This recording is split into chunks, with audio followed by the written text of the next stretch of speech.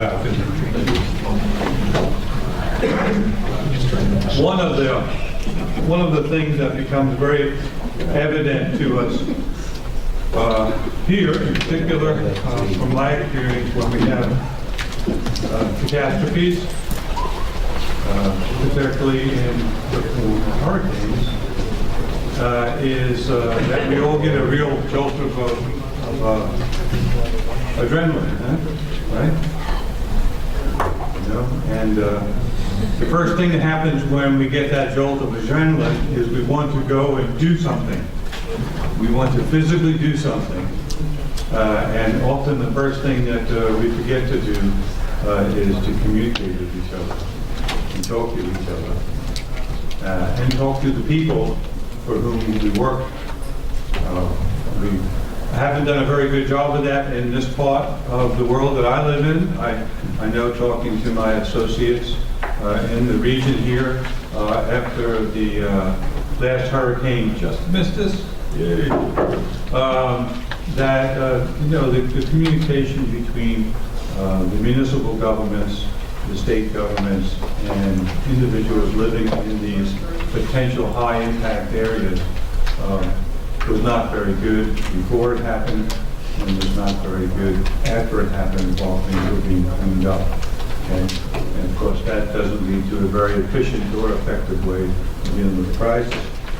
So our next speaker will address just that, crucial crisis communications, ensuring effective communication before, during, and after a disaster. Something that is absolutely crucial, as the title suggests. Angie Lindsey is an assistant professor in the Department of Family, Youth, and Community Sciences within the University of Florida. She works in the Center for Public Issues Education and currently serves as the point of contact for the Extension Disaster Education Network. So please leave a nice welcome to Angie.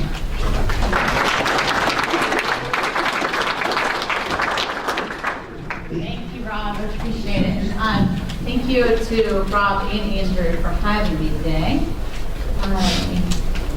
I was telling Rob that I have been trying to see all the research and education centers within UF-GCREC, and I'm thinking that I'm pretty close after visiting this one to visiting all of them. So, okay, wonderful. So I'm going to set my timer because I talk a lot. So, here we go. All right, so as Rob said, my name is Angie Lindsey, and I am an assistant professor. Can y'all hear me back there as well? I have a big mouth also. Okay, perfect. So I'm an assistant professor in the Family and Community Science in Gainesville on the main campus as well. And he also mentioned Eden. Anyone ever heard of the Eden Network by any chance? I'm going to talk about them a little bit later. But I'm the point of contact for the University of Florida for the Extension Disaster Education Network. I'm going to talk to you a little bit about how they can be a resource in the Vice Center and the UF-GCREC Extension. So I'd like to give a little bit of my background as well here. That is 15-year-old me right there. I was a sophomore in high school. And my father, I'm originally from South Carolina. My father worked for the South Carolina State Department of Agriculture, and he sat on the Emergency Operations Board for the state of South Carolina. And that is yours truly answering phones after Hurricane Hugo. If you remember Hugo that hit South Carolina many, many years ago. So I have been involved in the kind of crisis and management and the emergency world for quite some time. But a little bit about my background. Before I lost my mind and went back for my PhD, I actually worked at the Jacksonville Zoo, which is right off of 95, if you're familiar with Jacksonville, right in Jacksonville, Florida. And I actually managed their disaster plan as well. And for those that have worked with me at the zoo, they'll tell you my biggest fear was a rhino on 95. Right there on 95, that was my biggest fear. I slept with my pager beside my bed thinking every night, please don't let this be the night that happens, please. And the rhinos were right back up to 95, so it really could have happened. It really could have. After I left the zoo, I was actually executive director of Susan G. Komen, North Florida. I also in Jacksonville, Florida. And then I actually came back to the University of Florida, started working on a project called Healthy Golf, Healthy Communities. which was after the Deepwater Horizon oil spill. So worked very closely with communities that were impacted by the Deepwater Horizon spill, especially some of those rural resource-dependent communities in the Florida Panhandle as well as at South Alabama also. And then last but not least, sweet Irma. I did a lot of work. I actually became the EDIN contact about 6 months before Irma, so I had trial by fire with Irma. So I'll talk a little bit about that today as well. So my academic background is communication, so I'm very interested in all my degrees are in communication and specifically in crisis communication. So I'm going to talk to you a little bit today about some things that I have learned, some things that I can say what not to do based upon some of my experiences as well, and also just some of the academic knowledge also. So in our time together, we're going to talk about a crisis, talk about disasters, the importance of communicating before, during, and after those crises, understanding those different audiences, because I believe this is a key step in being able to communicate effectively, is knowing your audience. And also developing some messages, determining outlets to get those messages out, planning proactively. We love to all plan proactively for disasters, but unfortunately disasters sometimes have their own agenda. And then lastly, a couple of resources that might be available. So I just put some pictures up here, but what is a crisis? How would y'all define a crisis? What is a crisis? Just yell it out, please. We're all friends here, so. Yes, absolutely. Any other ideas? Ongoing emergency. Ongoing emergency, absolutely. Anything else? Unexpected and unwanted situation. Unexpected, unwanted situation. Anything that's going to interrupt your normal standard of operating procedures every day, correct? Something that makes you say, oh shit.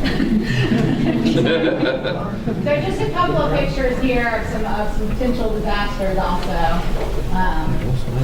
So why communicate before or during and after disaster? Does anyone have any kind of thoughts on what the importance of communicating? I know, Rob, you did a great job of talking of some things that, especially with Irma, the importance of communicating before and during and after a disaster.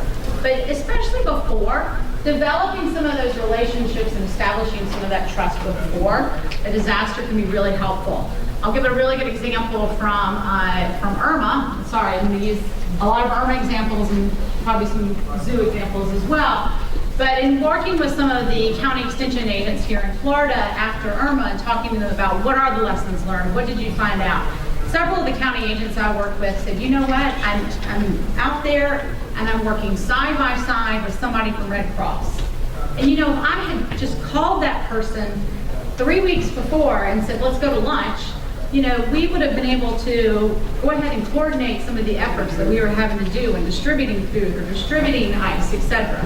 So building some of those relationships, some of those collaborations, some of those folks that you're going to be knowing that you're going to be working right next to once a disaster hits or right after a disaster hits, knowing who those are and trying to establish those relationships beforehand, even if it's a phone call, even if it's a 10-minute phone call, just establishing those relationships and establishing that trust beforehand can be really effective.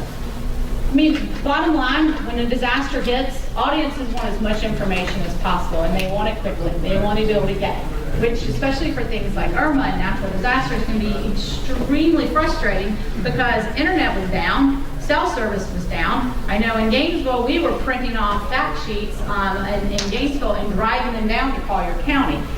So a lot of times some of that information is not readily available, and the public wants that information as quickly as possible. We need to inform of not only some of the direct impacts, but also some of the indirect impacts as well. Science-based messages, fact-based messages. We want to get our information out there. We want to get as much fact-based and science-based messages as possible, especially working with Extension. We're about research. How do we get this research-based information out there? Trust and transparency. You want to build trust with these different audiences that you're speaking with. And you want to be transparent. You have nothing to hide.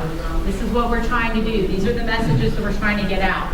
This is what we are able to do. This is how we want to help. This is the information we want to get to you. Again, another way to build some of those relationships and establish trust ahead of time. And lastly, we know this.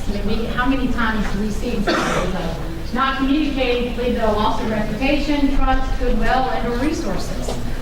Media can be scary for that reason alone.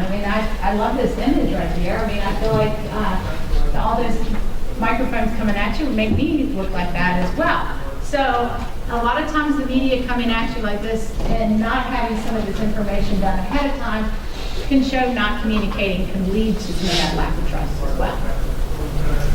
So I like to say that the first step in communicating effectively, especially before, during, and after disasters, is understanding your audiences. You're going to have a lot of different audiences.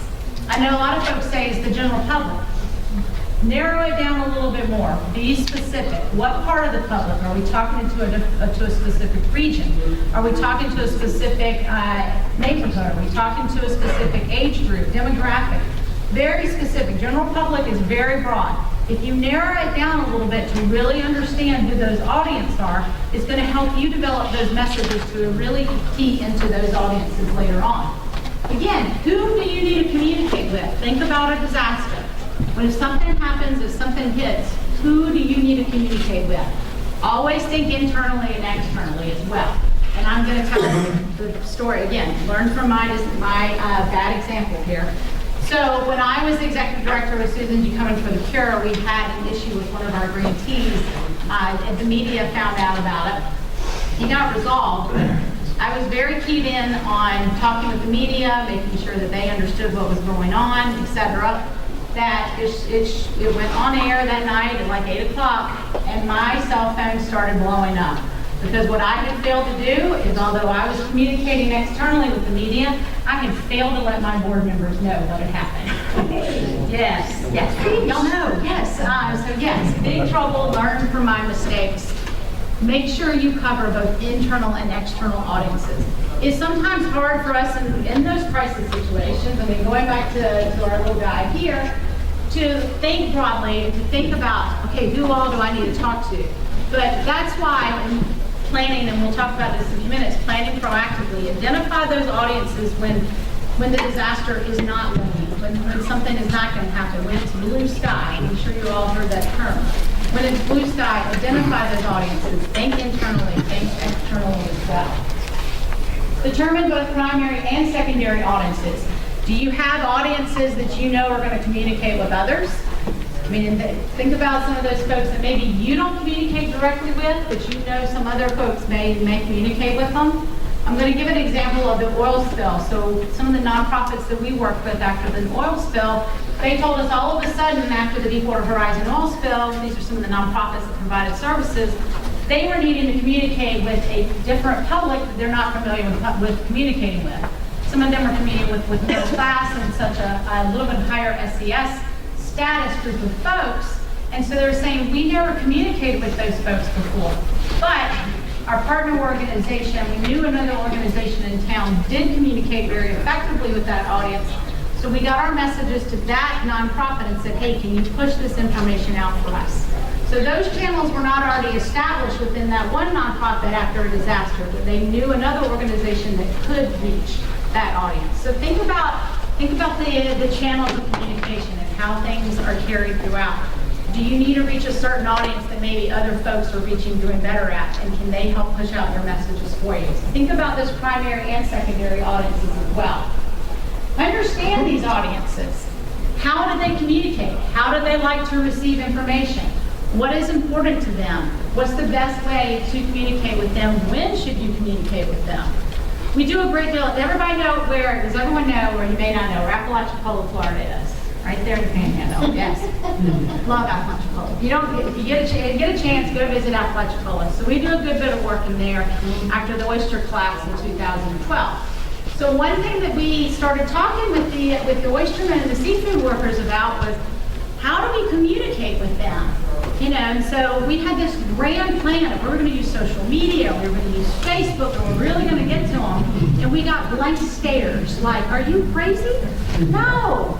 Well, what we did find out is that all of their wives were on Facebook. So if we wanted to get in touch with those guys, we put it on Facebook, their wives would see it, and they turn around and be like, hey, you need to go to that meeting.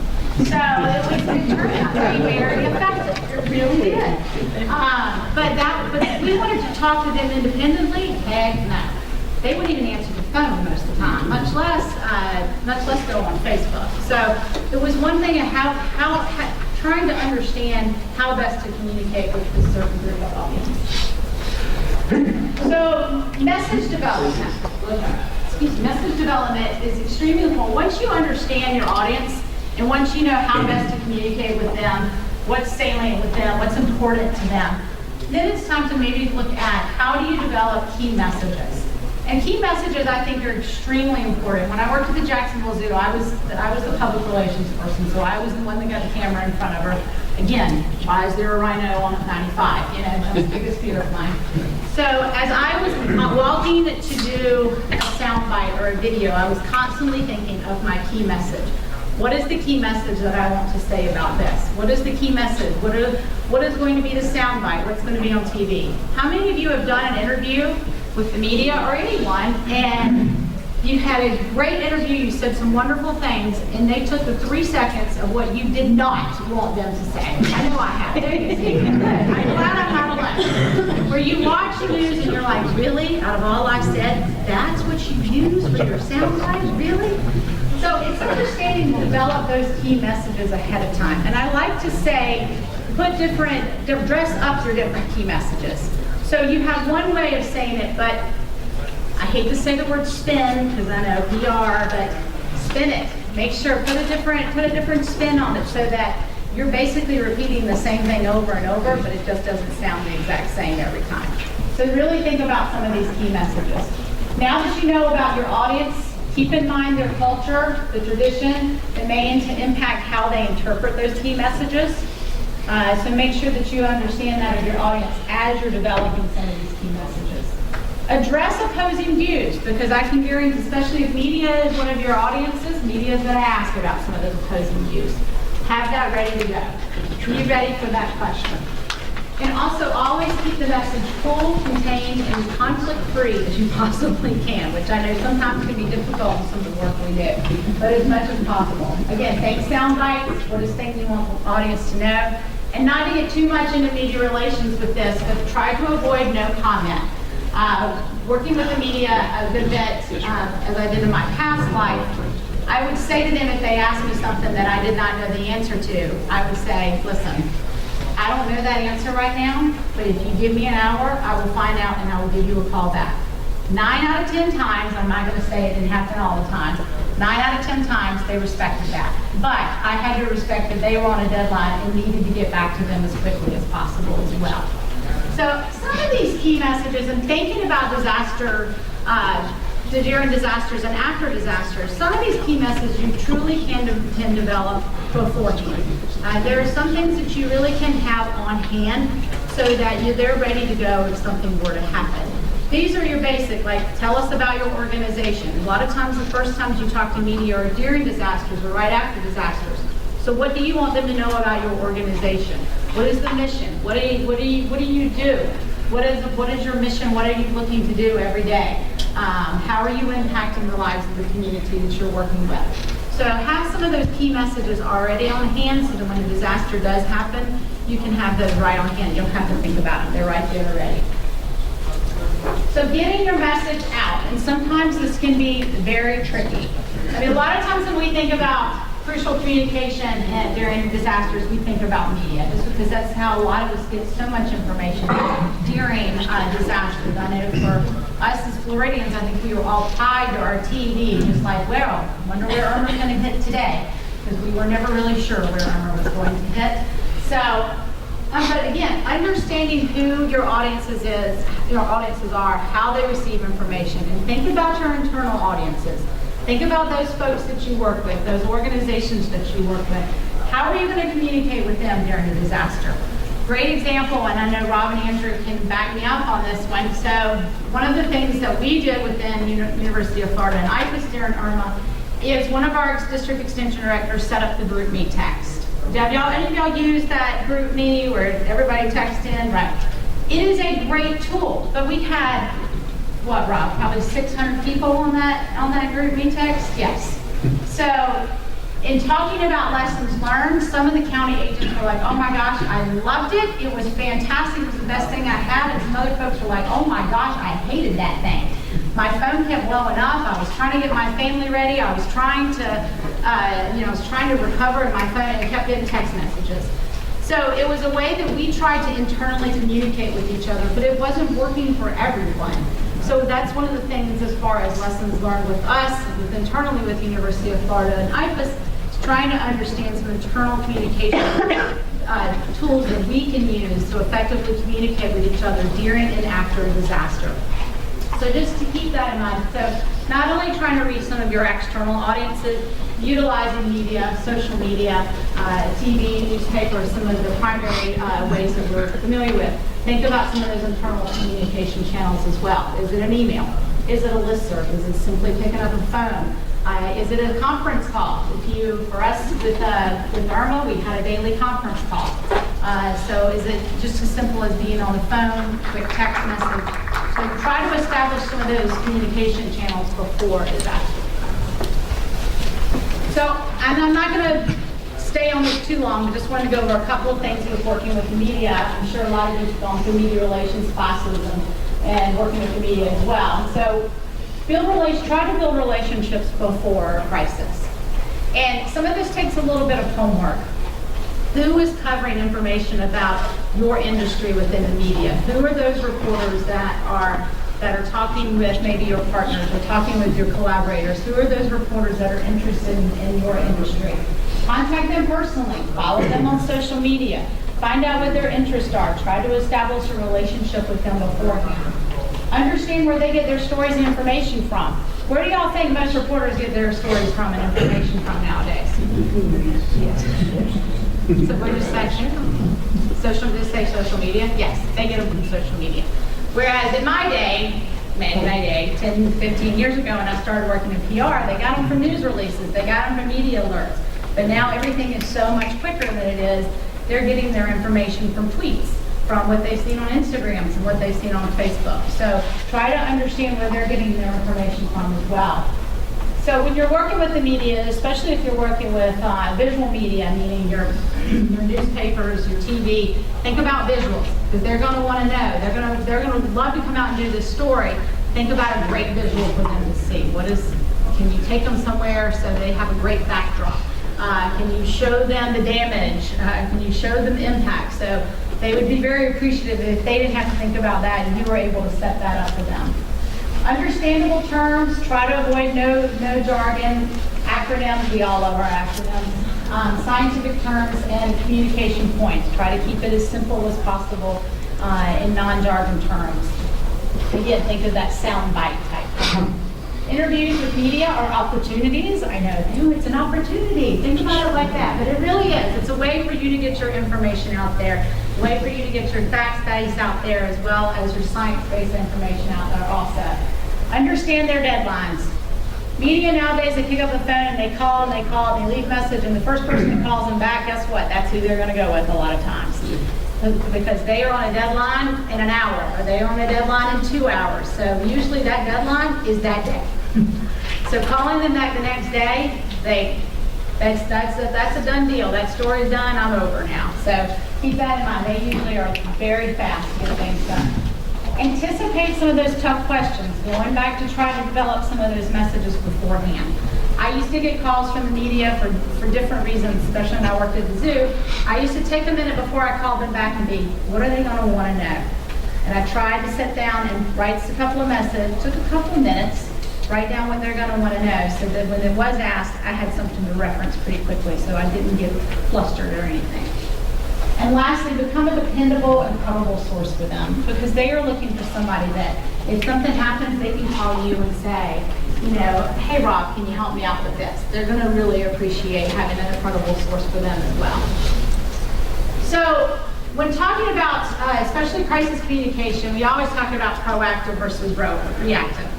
So we all want to be proactive. We want to be proactive in a lot of things that we do. However, crises tend to be crises tend to be very reactive. Again, I mentioned as Floridians, we had no idea where Irma was going to come.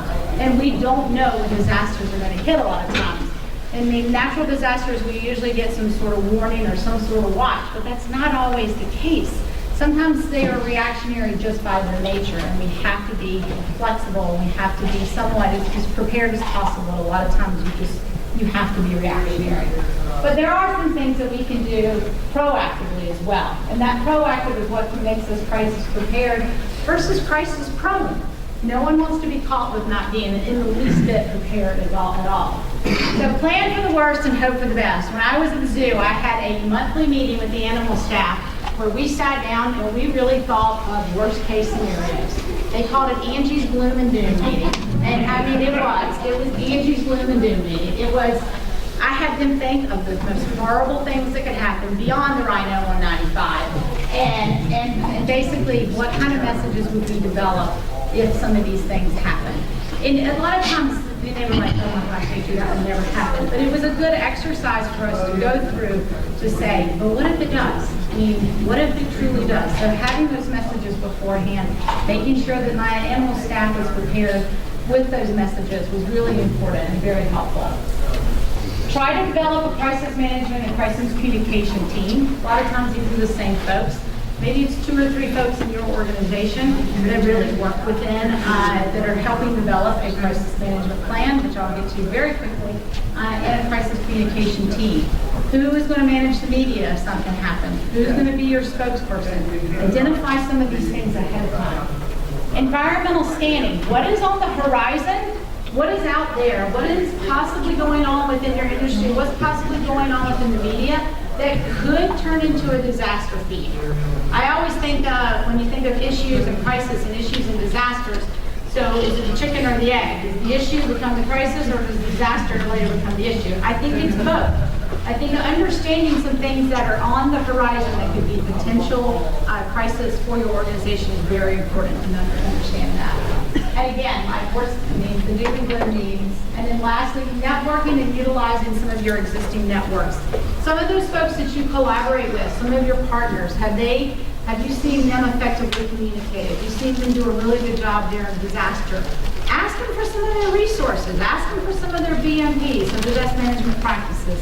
Look at some of the other partners in organizations do. Are there organizations that are similar to you that are doing a good job? Reach out to them and see if they'd be willing to share resources or share best benefit practices. And lastly, crisis communication plans. So a lot of what I've talked about today can go right into what these plans are, basically. And these are, I know it sounds like, oh, a crisis communication plan. There are tons of templates available that you really just plug in this information. My stuff is, I know it's in your packet, it's here on the end. I'll be happy to send some templates to you if y'all are interested as well. Address basically everything we talked about. I will say this practice. I know it sounds silly, but really taking once a quarter and going through your crisis management plan is really effective. And I will tell you, having done these for many years, having the media involved, if it's a slow news day, they love this stuff. They think it's fun. Oh yeah, we'll be part of it. Call us, tell us, we'll come out and interview you. They usually think it's a really, really good thing for you to do. So don't be afraid to not involve the media and tell them, I want to practice our crisis communication plan. Would you be willing for us to give you a call to see that time lag or whatever? They're usually very interested in that. Before, again, these are just some of the things that can go into a crisis management plan. What if brainstorming sessions, gloom and doom meetings, develop a team, determine those audiences, designate a spokesperson, anticipate those questions. Secondly, gather information, develop messages, visuals, be active, try to manage as much as possible. Utilize spokesperson, stay calm, respond quickly, keep record. And you keep record because you're going to review and evaluate after a crisis. Update that plan and then determine similar scenarios. Just a couple of resources here. Extension, emergency management, local programs and outreach. And then Eden, and that is the website, eden.lsu.edu. They have a fabulous resource catalog with lots of information on there from different land-grant universities throughout the country. So it's a great resource. Thank you.